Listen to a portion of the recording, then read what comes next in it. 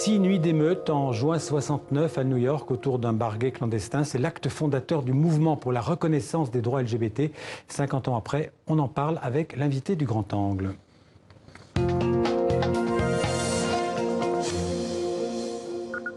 Bonjour Christophe Martet. Bonjour. Bienvenue à TV5, merci d'être avec nous. Merci. Vous êtes journaliste, vous avez travaillé notamment pour France Télévisions, pour le magazine Tétu, vous êtes aussi un ancien président d'ACT UP et aujourd'hui rédacteur en chef du site Committed. Un mot sur ce site d'abord? C'est un média LGBT+, c'est-à-dire qu'on essaye d'être le plus inclusif possible pour toutes les populations concernées. Et c'est un média d'information qui traite de toutes ces questions en France et à l'international. Alors je parlais de Stonewall 69, pour le militant LGBT que vous êtes, qu'est-ce qu'elles évoquent ces journées de juin 69 à New York? Une grande fierté parce qu'on se dit que 50 ans après, voilà, il reste énormément de choses à faire, mais quand même beaucoup de choses ont été accomplies.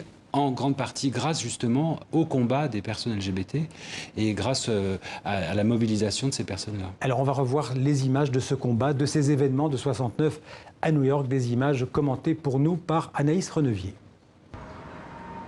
En plein cœur de Greenwich Village, le Stonewall Inn est devenu un lieu de pèlerinage. Il y a 50 ans, ce bar gay existait déjà, mais il était clandestin. Il y a 50 ans, Marc Segall le fréquentait régulièrement quand il s'est retrouvé au cœur d'un événement historique.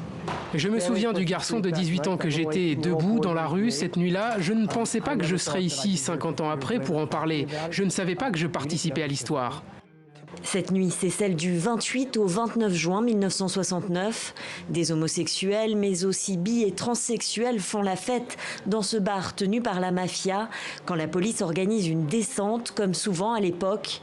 Mais cette nuit-là, les clients se rebellent et encerclent les forces de l'ordre à l'intérieur du bâtiment.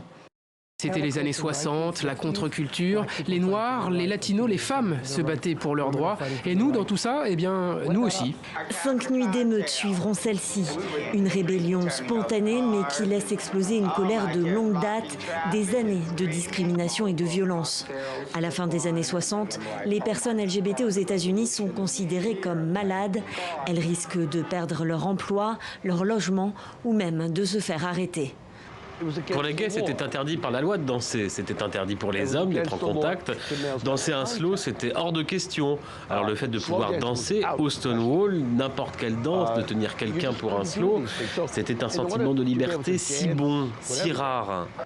Le Stonewall Inn, refuge et point de départ du mouvement pour les droits LGBT. En juin 1970, le premier anniversaire des émeutes est célébré. New York assiste alors à ce qui sera la première marche des fiertés au monde. On n'avait rien à l'époque et je pense que le monde entier a changé. Stonewall a donné naissance à quelque chose d'international. Pour moi, Stonewall, c'est un verbe d'action et ça le sera toujours.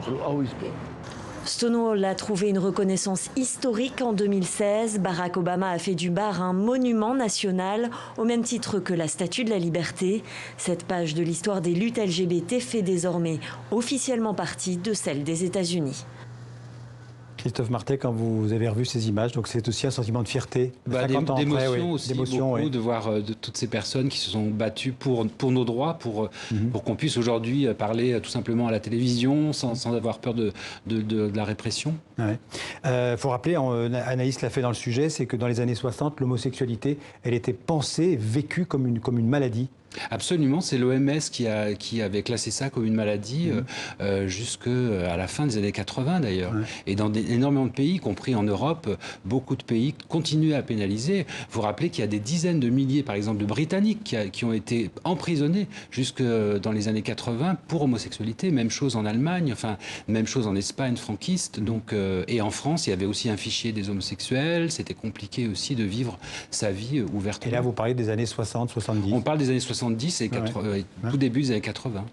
On va rejoindre, si vous le voulez bien, notre correspondante à New York, Elisabeth Guedel, qui est avec nous. Bonsoir Elisabeth, ou bonjour pour vous. Vous êtes sur place devant le bar Stonewall, justement, dans le quartier de Greenwich, à Manhattan. Ces événements de 69, Elisabeth, autour de Stonewall, ils font partie vraiment de l'histoire, de l'identité de New York. Oui, vous pouvez le voir, hein, beaucoup de monde, une ambiance festive et bon enfant pour cette journée de commémoration. Effectivement, c'est vraiment lié à l'histoire de cette ville. À chaque fois que la communauté LGBTQ veut se rassembler pour partager des moments de bonheur ou de malheur, c'est ici qu'elle vient pour partager, vivre ce moment. On l'a vécu en 2015 lorsque le mariage gay a été légalisé sur l'ensemble du territoire. Eh bien, il y a eu des New-Yorkais qui sont venus spontanément faire la fête ici. Ou encore l'année suivante, un moment de recueillement de douleur quand il y a eu cette terrible fusillade à Orlando en Floride dans une boîte de nuit gay, le Pulse, qui avait fait 49 morts. Là encore, la communauté s'était rassemblée ici pour pleurer tous ensemble. Et puis à chaque fois que la communauté LGBTQ sent ses droits remis en cause, et ça arrive souvent sous l'administration de Donald Trump, eh bien c'est encore un lieu de rassemblement dans ce quartier. Et pour vous dire combien c'est lié à la ville de New York, il s'est passé quelque chose de rarissime au début du mois.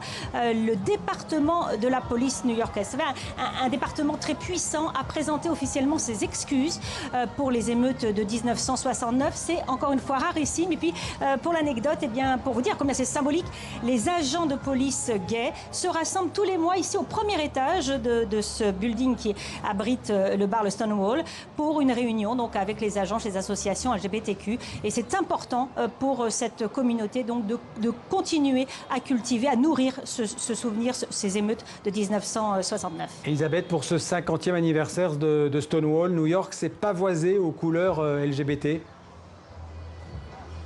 Et oui, couleur arc-en-ciel dans pratiquement toutes les rues de la ville. On trouve des bannières, des drapeaux pour soutenir ce mois de la fierté.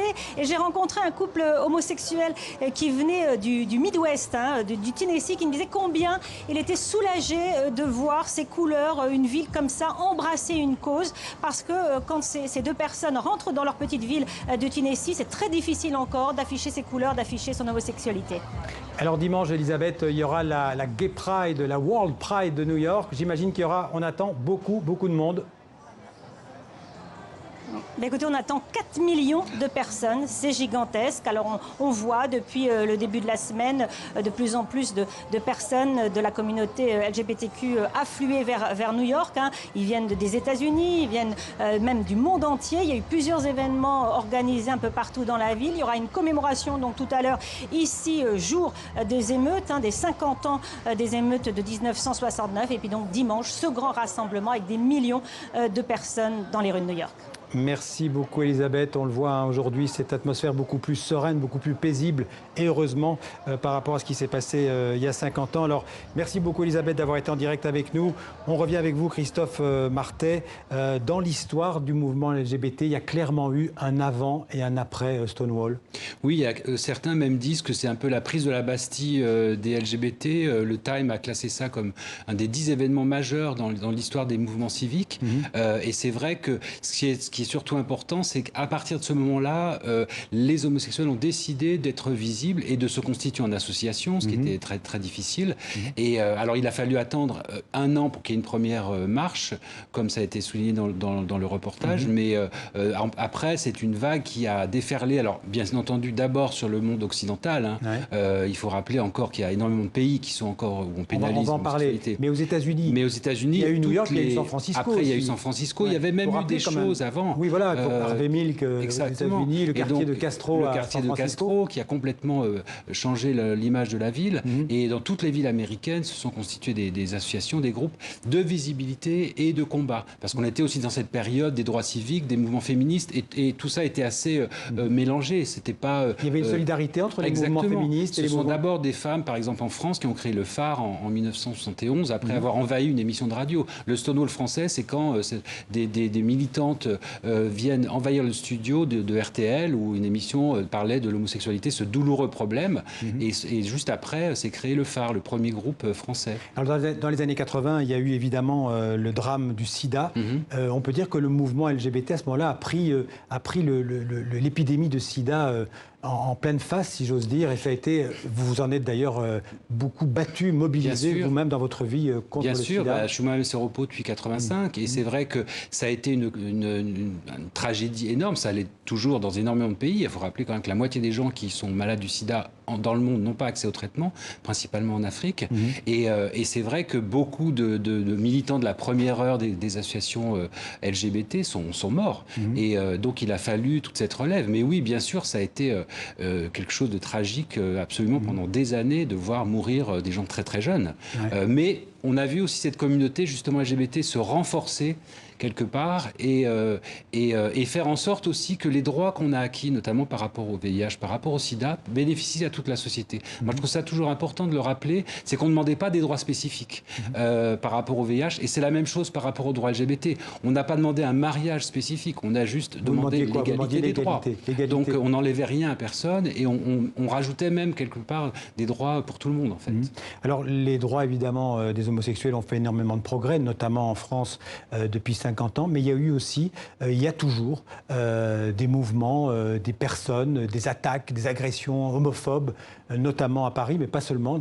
Comment est-ce que vous réagissez à ça? Ça veut dire que c'est un combat qui continue? Tout à fait. Il y a une violence homophobe qui, je pense, a été malheureusement aussi alimentée par des débats qui se sont déroulés dans certains médias au moment du mariage pour tous. On a entendu des propos extrêmement homophobes, des propos extrêmement virulents contre les familles homoparentales, contre les personnes LGBT qui est soi-disant pas capables d'élever des enfants.